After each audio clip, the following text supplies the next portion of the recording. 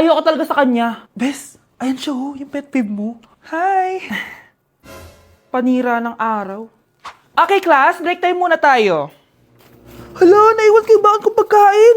Scarlett to, may sobra pa ako. Baka gutom ka na. Talaga? Bibigyan mo ko? Oo, ano ka ba? Gusto ko maging close tayo. Parang bumabait tong pet peeve ko ah.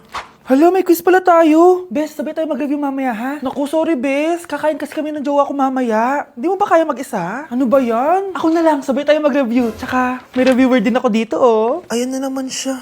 Sure ka? Ako talaga yung gusto mo kasabay mag-review? Oo naman, ba't naman hindi? Idol nga kita kasi ang talino mo eh. Sige na nga.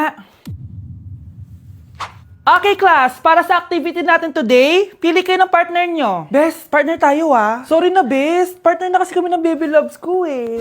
Partner na kami ng baby loves ko eh. Tayo na lang yung partner, Scarlett. Ikaw na naman. Buti ka pa, gusto mo ako makapartner. Ayan, perfect! Partner kayo ng pet peeve mo. Ha? Best! Pet peeve mo pala ako? After mo siraan sa amin yan, BFF na kayo ngayon? Samantha! Samantha, magpapaliwanag ako. Oh, ba't nandito ka? Pet peeve mo ako, di ba?